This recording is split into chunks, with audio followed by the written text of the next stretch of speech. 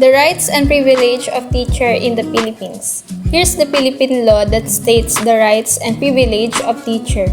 First, RA, Republic Act Number 4670. Second, BP, Batas Pambansa bilang 232. And last, CA, Commonwealth Act Number 578. What is Republic Act Number 4670? As such, Republic Act Number 4670, otherwise known as the Magna Carta for Public School Teachers, was passed into law in view of providing professional rights and safeguards to our public school teachers in consideration of the exigency and level of the difficulty of the exercise of their profession. Republic Act Number 4670, or the Magna Carta for Public School Teachers, was enacted on June 18, 1966. What is the importance of Republic Act Number 4670, Magna Carta for Public School Teachers? It is the vision of the Magna Carta for Public School Teachers to provide programs for the promotion and improvement of the social well-being and economic status of public school teachers, including their living and working conditions, terms of employment, and career prospects. Who proposed Republic Act Number 4670? Manuel B. Villar Jr., the Magna Carta for Public School Teachers, otherwise known as Republic Act Number 4670, was envisioned to provide programs for the promotion and improvement of the well-being and economic status of public school teachers. Republic Act Number 4670, more popularly known as the Magna Carta for Public School Teachers, underscores the teachers' rights and freedoms and enumerates and explains the economic benefits that must accrue to them. Enacted in 1966, Republic Act Number 4670 serves as basis when teachers claim more for benefits and assert their rights as professionals and civil servants who have for so long been downtrodden and underpaid though overworked. Republic Act Number 4670 was enacted on June 18, 1966, authored and sponsored by Senator Jovita Salonga. An act was passed into law to look after the welfare of the public school teachers and to promote, improve, and secure the professional rights of a teacher. Batas Pambansa bilang 232, September 11, 1982. An act providing for the establishment and maintenance of an integrated system of education. We will talk about general provisions and the educational community, and it's also known as Education Act of 1982, provide the latest and more specific provision of right, duties, and parent relation to education. First, we have General Provision, Chapter 1, Preliminary Matters, Section 1, Title, Education Act of 1982. It was approved by our late President Ferdinand Marcos and it was promulgated on September 11, 1982. Section 2, Coverage. This act shall apply to and govern both formal and non-formal systems in public and private schools in all levels of the entire educational system. Chapter 2, Declaration of Basic State Policy and Objectives. Section 3, Declaration of Basic Policy.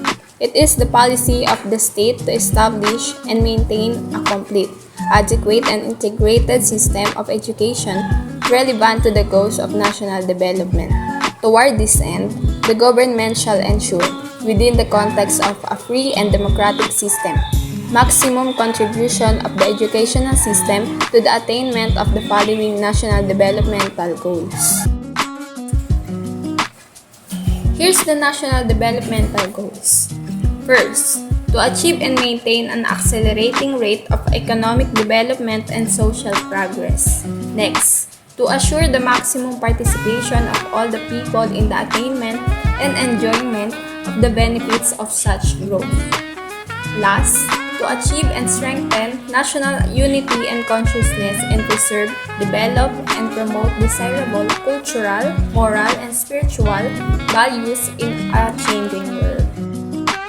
This state shall promote the right of every individual to relevant quality education, regardless of sex, age, creed, socio-economic status, physical and mental conditions, racial or ethnic origin, political or other affiliation. Also, the state shall promote the right of the nation's cultural communities in the exercise of their right to develop themselves within the context of their cultures, customs, traditions, interests, belief, and recognized educations. Next is Section 4, Declaration of Objectives.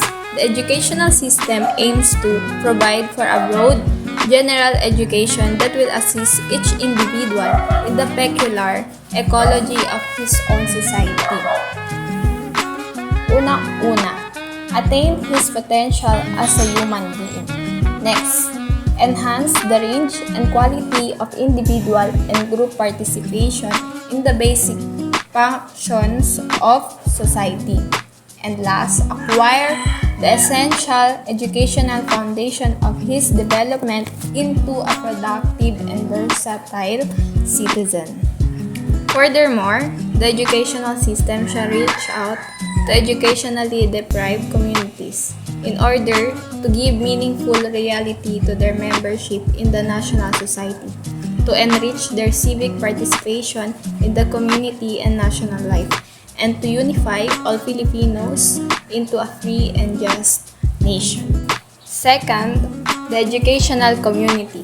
Chapter 1, Preliminary Provisions. Section 5, Declaration of Policy and Objectives. It is likewise declared government policy to foster, at all times, a spirit of shared purposes and cooperation among the members and elements of the educational community and between the community and other sectors of society in the realization that only in such an atmosphere can the true goals and objectives of education be fulfilled. Section 6, Definition and Coverage. Educational community refers to those persons or groups of persons as such or associated in institutions involved in organized teaching and learning systems.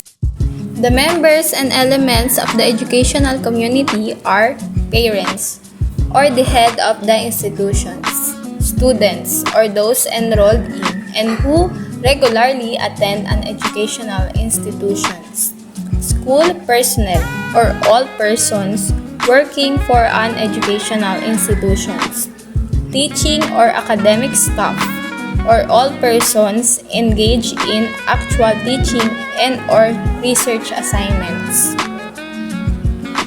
School administrators, or all persons occupying policy, implementing positions having to do with the function of the school in all levels.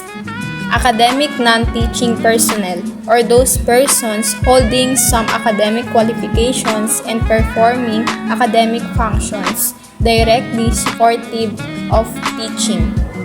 Non-academic personnel, or all other school personnel not falling under the definition and coverage of teaching and academic staff. Last, school or institutions recognized by the state which undertake educational operations. Section 7, Community Participation. Every educational institutions shall provide for the establishment of appropriate bodies through which the members of the educational community may discuss relevant issues and communicate information and suggestions for assistance and support of the school and for the promotion of their common interest. Chapter 2, Rights. Section 8, Rights of Parents. In addition to other rights under existing, all parents who have children enrolled in a school shall have the following rights: the right to organize by themselves and or with teachers for the purpose of providing a forum for the discussion of matters relating to the total school program.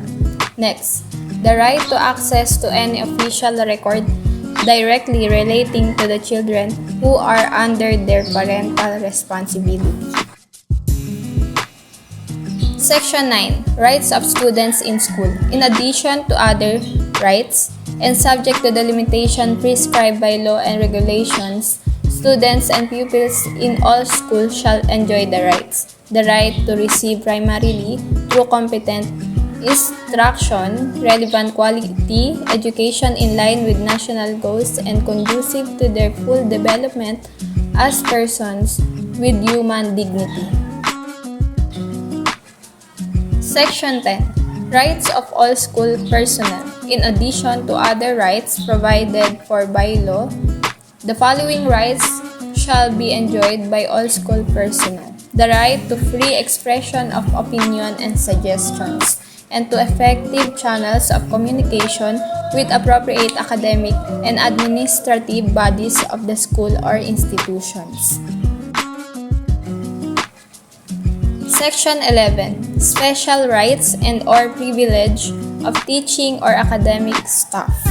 Further to the rights mentioned in the preceding section, every member of the teaching or academic staff shall enjoy the following rights and or privilege: the right to be free from compulsory assignments not related to their duties as defined in their appointments or employment contracts unless compensated therefore conformably to existing law. Section 12. Special rights of school administrators.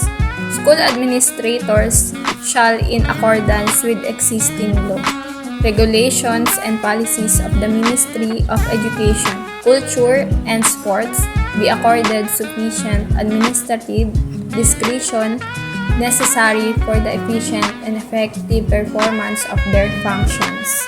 And last, Section 13. Rights of schools.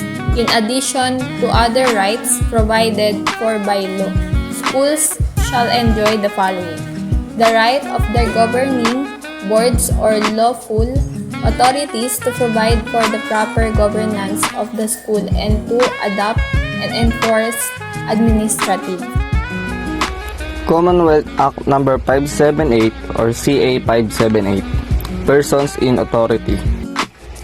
Definition of persons in authority. It is an act to amend Article 152 of the Revised Penal Code so as to include teachers, professors, and persons charged with the supervision of public or duly recognized private school, colleges, and universities within the term persons in authority. Under the Revised Penal Code of the Philippines, a person in authority is one directly vested with jurisdiction, whether as an individual or a member of some court or government corporation, board or commission. Persons in authority distinguish from agents of person in authority. Person in authority should not be taken to mean as agents of a person in authority.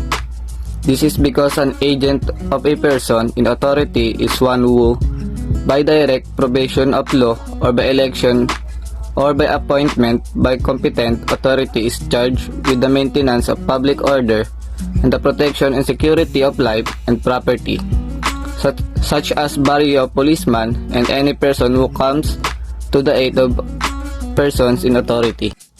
Person in authority as differentiated from public officer. A persons in authority should also be differentiated from public officer. A public officer is any person who, by direct provision of law, popular election, or appointment by competent authority, shall take part in the performance of public functions in the government of the Philippines, or shall perform in said government public duties as an employee, agent, or subordinate official or any rank or class. Original concept of teachers as a persons in authority. It is originally conceived that law did not consider teachers a person in authority. It was held in People versus Mendoza, 59 Phil 163, that when a high school student slapped his teacher on the cheek while she was engaged in the performance of her duties as a teacher, the crime committed was a only light felony. This offense is punishable by an imprisonment of not more than 30 days instead of assault. Upon a person in authority, punishable up to 6 years of prison correctional.